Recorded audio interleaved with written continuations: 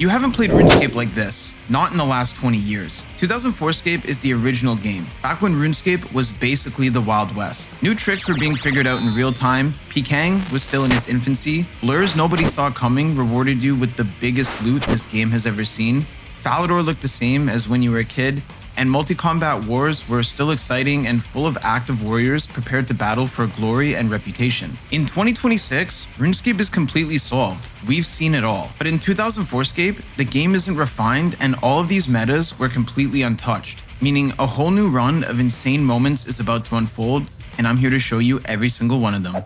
Alright boys, it's finally time for another 2004 RuneScape adventure video. I've spent the last couple weeks putting out guides and account builds to help new players get started, but I've also been quietly stacking clips on what I've been up to and some of the coolest things that 2004scape has to offer. But first, we gotta time travel all the way back to 2004. No grand exchange, no set prices, just a player-driven economy. And that's what I miss most about old RuneScape. It felt like a world you were actually building. You would barter, you'd haggle, you'd try and talk somebody down just a few hundred GP, and every little upgrade actually felt like genuine, meaningful progress. Falador in 2004scape brings all of that back. Those weekends spent standing at the park hunting for the best gear and anything you can get your hands on, and I get to relive every moment of it. I got my hands on a crystal key, and these are actually worth a lot in 2004 because the chest is the only source of dragon stones, and dragon stones are how you make amulets of glory and rings of wealth. They're both best in slots and both huge in this era. And you know what else about crystal keys is super busted in this era? The chest also has a chance of dropping rune plate legs on top of the normal loot, which means every key that you get off a monster drop or buy at a decent price is basically a chance at free money. Alright guys, here we go. Let's hope for some good loot, and we managed to get some rune plate legs. You can also get half keys, runes, and a bunch of other stuff from the crystal chest. But I'm really happy with the rune plate legs. That's profit on the day, and Crazy Bones over here is doing the same thing, so it looks like we both made some money. It's now Saturday morning, and we decided to throw together a draft war. We got people from all over the game, different communities, different clans, and an open invite to anybody who wanted to show up, and we decided to throw together a really fun event. We had two captains picking different teams, and they would distribute a stack of capes to the teams that they built. Now, not every clan or group or community wants to participate in this. Some clans like to PK with their own group of friends, and we figured there was a potential that this event could get crashed since it is in the wilderness. We weren't going to just let that happen though. We prepared ahead of time, and we had a third color cape that both teams would put on in the event of a crash. So we decided to head up to the wilderness, blue team versus red team, right by the lava gate in 40 wilderness, and let's just see what happens.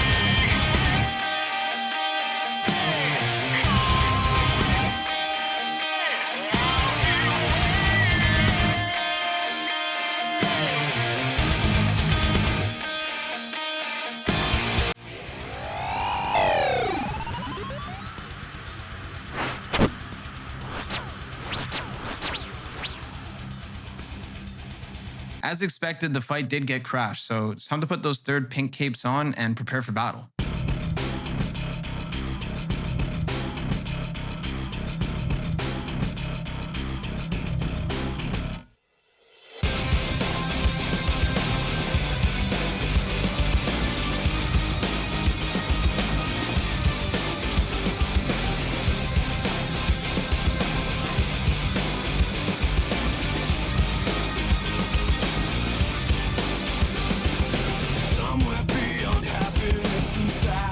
I know some people see crashing as sad or cringe, but I'll be the first to say it. Shout out to AG. They showed up knowing they would be outnumbered and made the whole thing more competitive. I came up in an era where the wilderness was the Wild West and every team wanted to be the best. So as long as no one's ragging or one-iteming or doing things to just kill the fun, crashing is just a part of the PvP ecosystem and it always has been. This is what I loved about the old style of RuneScape. The game just had a competitive aspect to it where anything could happen, and either way the event was a blast. These wars are only going to get bigger from here, and that's why I love PKing on 04scape. Now, speaking of AG, they just pulled off the biggest PK in 2004 RuneScape history. Last year, the founders of 2004scape ran an event that slowly leaked party hats and other rares into the economy through a secret drop table. Nobody knew the rates, and it ran for only a limited time, and then the event was over, discontinuing rares exactly like Jagex did 20 years ago in RuneScape Classic. So rares here aren't a novelty. There's only 100 or so of them in-game, and none will ever be released again, which makes them effectively priceless. So during a PK event, a guy named Rune was out here aura farming, just watching people fight wearing his party hat. And on paper, he's completely safe. 2004scape doesn't have the power creep that OSRS does. No ancients, no teleblock, none of the stuff that came out over the last few years. One click on his spellbook and he's basically free. What he didn't account for is that this is 2004 RuneScape, not OSRS. And nothing here is as simple as it looks. Somewhere over the last few years, Jagex changed how the Dragon Spear works.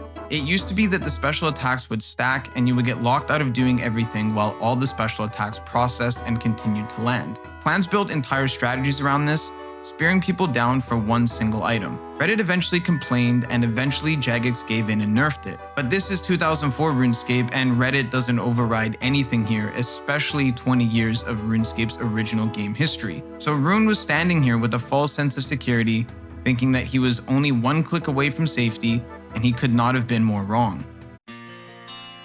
Oh my god. Oh my god, no. No.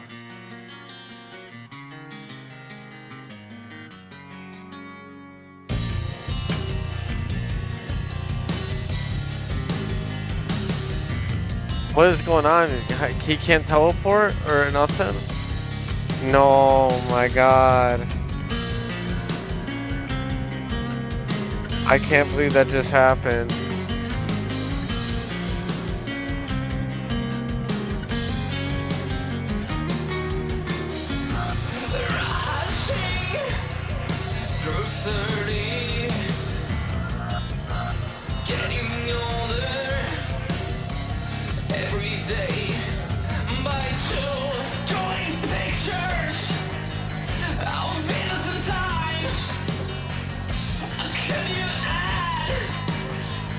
I got red fit!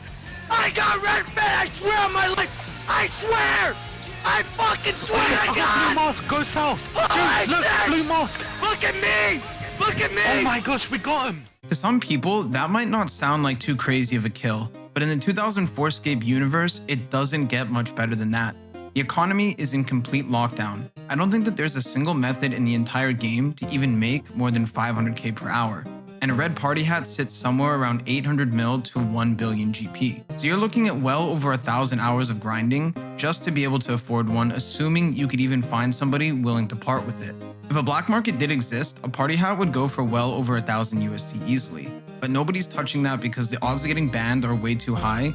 But now AG is pretty much set for life. There is, however, one boss in 2004scape that genuinely drops lucrative gear, and that is none other than the Kalphite Queen, RuneScape 2's first boss and the hardest thing in the entire game to take down. She is also the source of RuneScape's first mega rare, the Dragon Chain Body, sitting at over 20 million GP. Getting one of these in OSRS nowadays is pretty much nothing. It's completely useless. But in 2004, it's a completely different story. Limited gear, limited prayers, supplies, and really no utility to fall back on, the KQ wipes even entire masses, and that's exactly why the chain body holds its value. So we put together a team and decided to give it a shot. All right, here we go. We're outside the KQ lair. We're gonna take out the Guardian first because at 141 combat, this thing actually does a lot of damage if it's left just sitting there attacking the team. We don't have any brews or any good prayers. I mean, we're literally using 15%, no Augury Rigor, Piety, no Mystic Might, Eagle Eye, nothing. So we have to basically do everything we can to get as much DPS on the Queen as possible without taking damage ourselves. The strat here is basically pretty simple. Kalphite Queen is weak to crush, so we're going to spam it with D-Mace, D-Spears, or any other crush weapon we can use to get some decent DPS in, and then we're going to MSB down the Kalphite Queen in the second form. The thing is, you can pretty much kill the Kalphite Queen quickly. The thing is, it just does a lot of AoE damage, and you don't have a lot of brews or sustainability. It's also kind of a pain to get back here, so even if you're able to kill the Kalphite Queen, it will wreck your entire inventory of food in just a few hits. First KC on the Kalphite Queen, and it's actually my drop. I got a rune chain body. The good thing about the KQ is even low levels can get drops here because the KQ does so much damage that the high levels end up eating a good amount of time, and the low levels have an opportunity to get in some DPS.